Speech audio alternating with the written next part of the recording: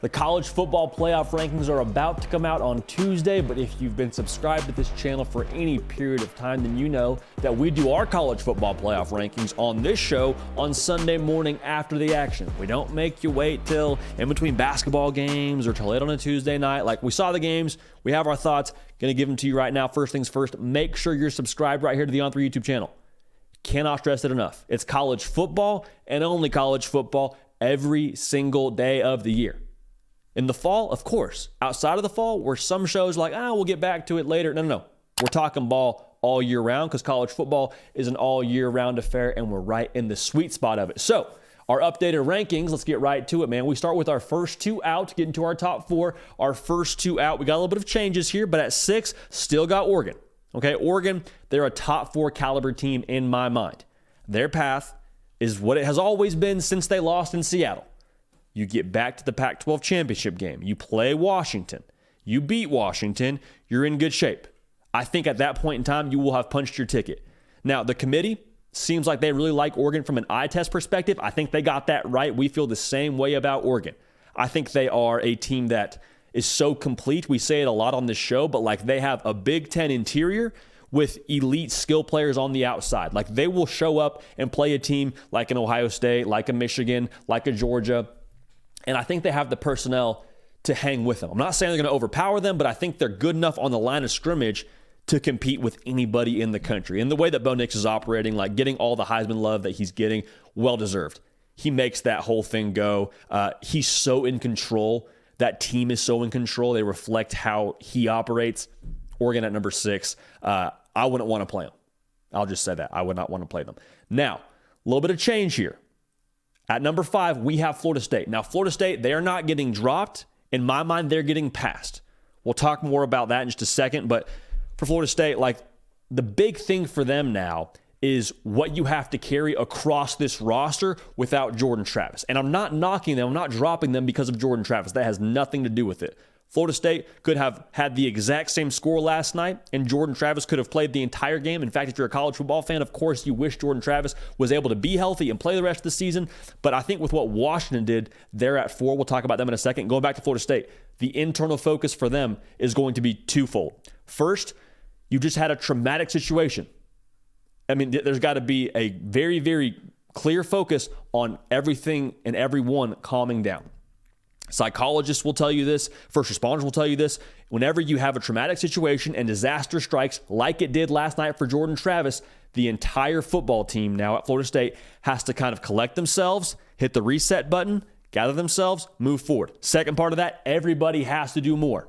I said it in our breakdown for Florida State. The run game, we're no longer asking, we're telling. We need y'all to move the line of scrimmage. Receivers, you have done tremendous this year. Keon Coleman, the best my guy or the best my ball guy in the country. Johnny Wilson, just an absolute specimen on the outside. I'm at top shelf, put it up where the kids can't get it kind of player. Jaheim Bell, we need all of that and then some from what we've gotten this year. Defense, got to hold it down. So across the board, it's going to take more because you lost your best player on your team in Jordan Travis, your leader. It's got to be a little bit more of an effort now to just calm everything down. Everyone bring more to the table, do more with Jordan Travis not available right now. It's about Florida right now. Take it step by step because I think Tate Rodemaker can still do what you need offensively. You just need to support him well. That's the key. So Florida State, they're at 5. Nothing to do with the Jordan Travis injury with them being at 5. It has everything to do with Washington and the way that they keep finding ways to win. They're at 4 for us this week is Washington. So Florida State at 5, getting passed by Washington at 4. And like I said, like they just keep on finding ways. And I'll say this to Washington, I am sorry. Because I have routinely cried wolf and said, I think this is the week that Washington goes down. I think this is the week that Washington finally meets their match. And every single week, Washington, we turn up here on Sunday and say, hey, Huskies got another dub last night. Like Michael Penix Jr., Roma Dunze, when they're clicking, they are the best matchup team, I think, in terms of like that connection, maybe one of the best matchup teams in the country. And they continue to find ways to win in gritty games. Like that was on the road. That was in a raucous environment in Corvallis. That was a good Oregon State football team that was going to control the line of scrimmage, and there was no panic. They played great defense, found the ways to get turnovers defensively. They won a game that I did not foresee them being able to win. So with that being said, putting some respect on Washington's name, they feel a lot like TCU of last year to me. Every single week you're like, is this the week? And then every single week Washington says, not so fast. So Washington at number 4 this week, them in Florida State. If you win out, you're in the dance. Okay? Pretty straightforward. We've said that for some period of time here. They're at number 4 for us. Now at number 3, we have Ohio State.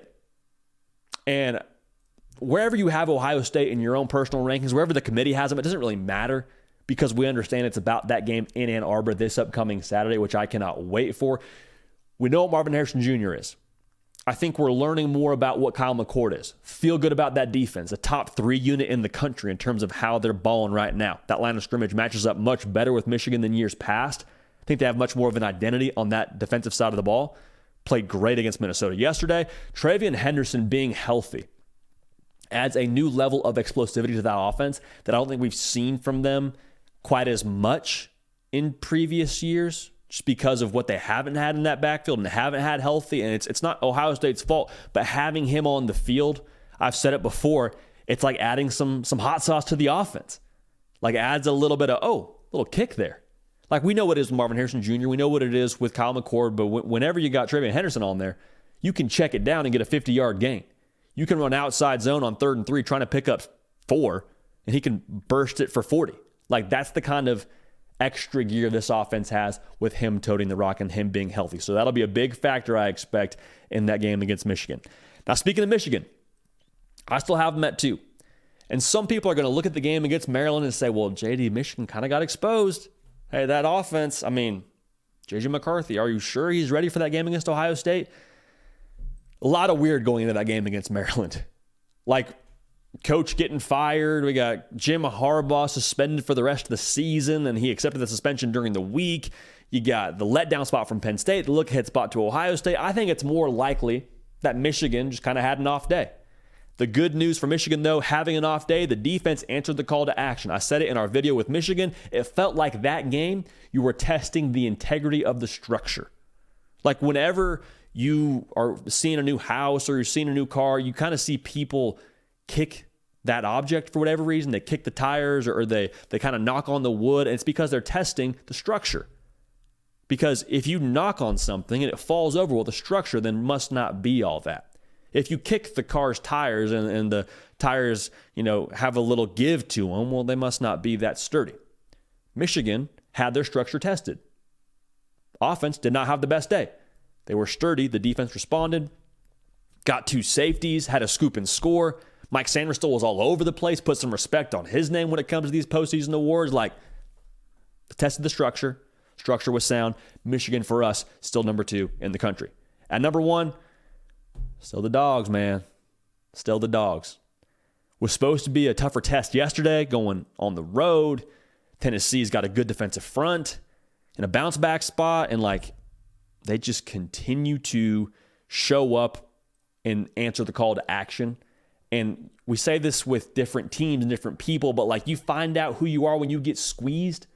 Yesterday, Georgia was squeezed in some regard in the sense that Tennessee scored on the first play, and it was a raucous environment. And then they just went on to throttle Tennessee. And the thing with Georgia, you got to go 4 quarters with them. You can land some punches in the early rounds. You can get a couple shots in there in the first quarter and second quarter. But when they drag you out to the deep end in that 3rd and 4th quarter, their talent takes over, their personnel that they have, their depth, their experience, their DNA traits, those things eventually, I think, wear on a team and prevail. And that's why nobody's beaten Georgia to this point. Now, they'll have their work cut out for them when they play Alabama in Atlanta for the SEC title. But I just think right now, Georgia and the way that they're built and the way that Carson Beck's operating, they're going to be a very, very difficult out.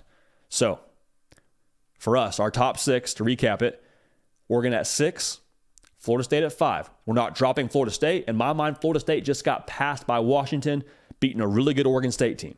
Oregon State team that we thought, throughout the course of this season, has been a top 10 caliber team at different points in time. Ohio State at 3, Michigan at 2. Now, next week, one of those teams will not be in our top 4. Can't wait for that game. It's going to be a lot of fun. Georgia still at 1. Hey, it's November. big time ball being played right now. They're all big time games. It's all big time ball. We got some really big time matchups here on the horizon. Make sure you're subscribed so you don't miss a minute of it. Also follow me on Twitter and on Instagram at Judy Pakel. Get at me on there, tweet at me, DM me, let me know who's in your top 6. Looking forward to hearing from y'all. We appreciate y'all. We love y'all. We're going to keep this party rolling, and we will see y'all next time. Hey y'all, thanks so much for watching. Subscribe to the channel here to make sure you don't miss an episode of The Hard Count. Also be sure to check out other videos on the On3 YouTube channel.